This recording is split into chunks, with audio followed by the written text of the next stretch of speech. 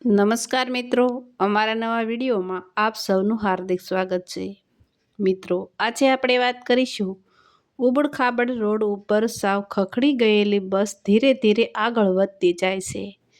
ખાડા અને ગાડીની ધ્રુજારીના લીધે બારીઓના કાચનો ખડખડ અવાજ ચાલુ છે. એમાં ક્યારેક ક્યારેક કોઈ ગામનું પાદર આવે એટલે બસની ઘંટડીનો અવાજ આવે.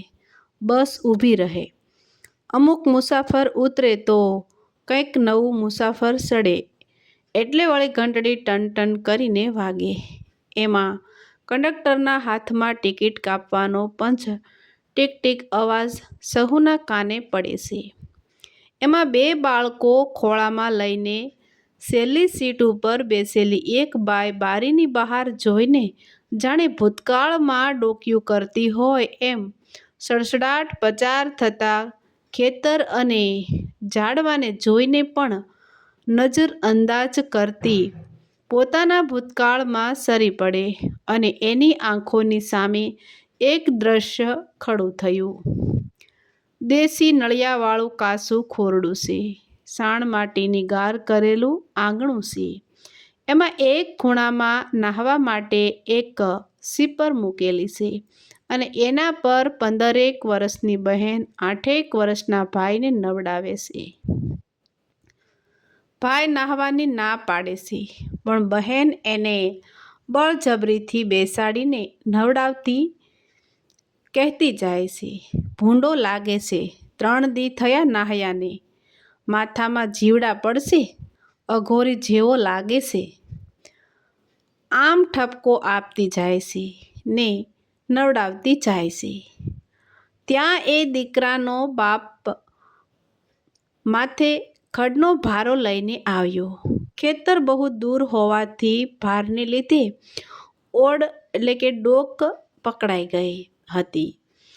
જેવો ભારો નીચે નાખ્યો પછી હાશકારો લીધો અને ટહુકો કર્યો, બેટા રૂપલી, પાણીનો કળશિયો ભરી આવ્યા. પોતાના ભાઈને નવડાવતી દીકરી ઊભી થઈને પાણિયારેથી પિત્તળનો કળશિયો માટલામાંથી ભરીને બાપને આપ્યો. પછી ભારા સામે જોઈને બોલી, બાપુ, તમને કેટલી વાર કહું કે આવડો મોટો ભારો શું કામ લાવો છો? ખેતર એક ગાવ થાય છે, તણાવ ચડે, ઓડ મરડાઈ જાય. દીકરી બાપને ઠપકો આપતી હતી. બાપે કહ્યું, બેટા, આજે તારે વ્રત છે અને તારે ભૂખ્યા પેટે ભારો કરવા ના જવું પડે એટલે 2 ટાણાનું ભેગું લઈ આવ્યો. એક દિવસ સૂકી નાખી દેત, પણ આવા અખતરા ના થાય. દીકરી વળતી હોય એમ બબડતી આંગણામાં આવી ત્યાં સુધીમાં તો એનો ભાઈ બધું પાણી ઢોળી રહ્યો હતો. ભાઈ કપડાં પહેરીને બહાર આવ્યો એટલે બહેને તરત કહ્યું, આય આવ્યો, માથું ઓળાવી આપું. ભાઈ ખીજમાં બોલ્યો, હું હાથે ઓળી લઈશ, અને પોતાના બાપા પાસે જઈ બેઠો અને ફરિયાદ કરવા લાગ્યો, બાપા, રૂપલીને કંઈક કહો, મને ઘસી ઘસીને નવડાવે છે, થોડી વાર રમવા જવા દેતી નથી. બાપે દીકરાને કહ્યું, બેટા, થોડાક દીમાં પરણીને એના ઘરે જતી રહેશે, પછી તને હેરાન નહીં કરે. કુમળા મગજનો દીકરો કંઈ સમજી ના શક્યો અને થેલીમાં સ્લેટ પેન નાખી ખભે કરીને નિશાળે જવા નીકળી ગયો. પણ ઢાળિયામાં બેઠેલા બાપની આંખના ખૂણા ભીના થઈ ગયા, કારણ કે બંને સંતાન છોડીને પત્ની 5 વર્ષ પહેલાં ગુજરી ગઈ હતી. આ ઘટનાને 3 વર્ષ થઈ ગયા હતા અને આજ બહેનના લગ્નની કંકોત્રી લખાઈ રહી હતી. ભાઈના હાથે માંડવો રોપવાનો હતો. ગોર મહારાજે સાદ કર્યો, કન્યાના ભાઈને બોલાવો, માંડવો રોપવો છે.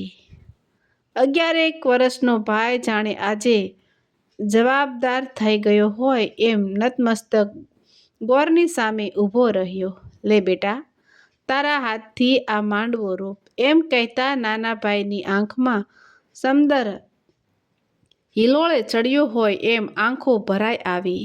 માંડવો રોપ્યો અને એનો ખાડો પૂરતા આજ ભાઈના આંસુડા પણ એમાં જાણે બહેનના લગ્ન જીવનના રોપાને પાણી આપતા હોય એમ ટપ ટપ એ ખાડામાં પડતા જાય છે.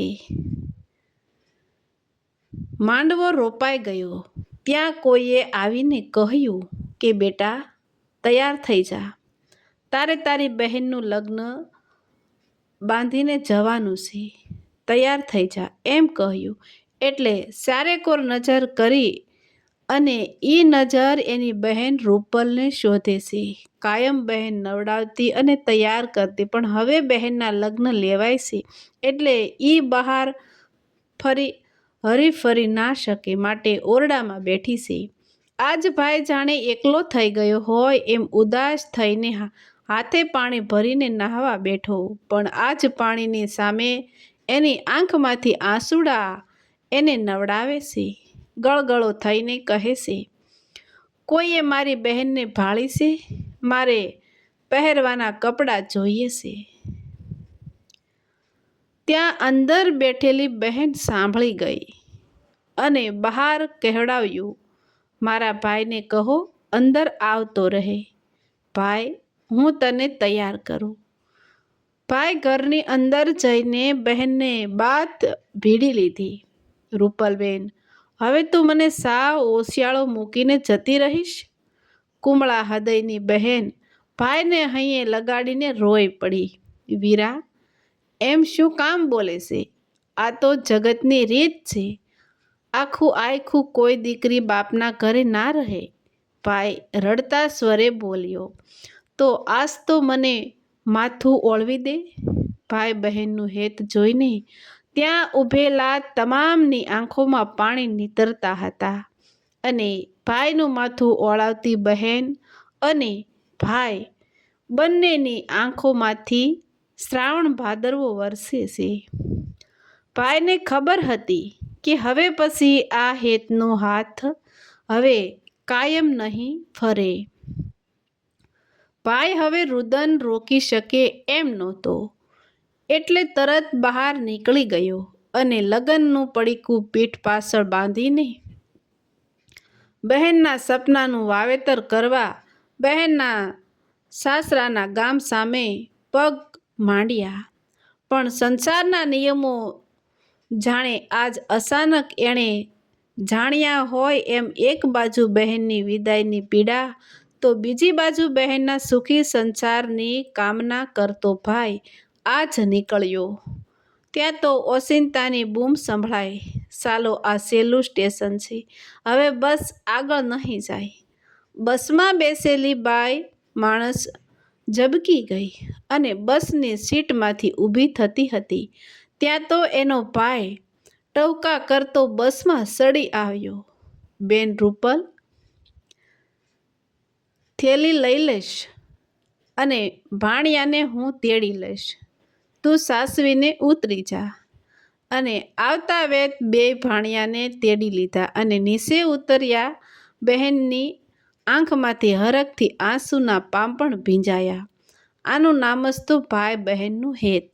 પોતે પરિણીત છે, બે સંતાન છે, છતાં પણ જ્યારે બહેનનું નામ પડે ત્યારે આંખો ભીની થઈ જાય છે.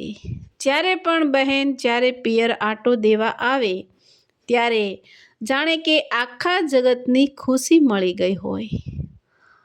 અત્યારના સમયમાં કેટલીક જગ્યા પર લગ્ન પછી દીકરી માટે પિયરના ઝાડવા પારકા થઈ જતા હોય છે, પણ દીકરી માટે તો પોતાનો ભાઈ અણમોલ હોય. પગમાં ઠેસ પોતાને લાગે તોય બોલે કે ખમ્મા મારા વીરાને. આ સ્નેહ હોય છે બહેનનો ભાઈ પ્રત્યે. આ વાર્તા સાંભળતા તમને પણ જો તમારી લાડકવાઈ બહેનની યાદ આવી હોય તો એકવાર ફોન કરીને ખબર અંતર પૂછજો, એના હૈયેને ટાઢક વળશે. આપને આ વાર્તા ગમી હોય તો મિત્રો શેર કરવાનું ભૂલતા નહીં. તો મિત્રો આવા જ નવા વિડીયો જોવા માટે અમારી ચેનલ લાઇક, શેર અને સબસ્ક્રાઈબ કરજો. વિડીયો સાંભળવા બદલ ધન્યવાદ.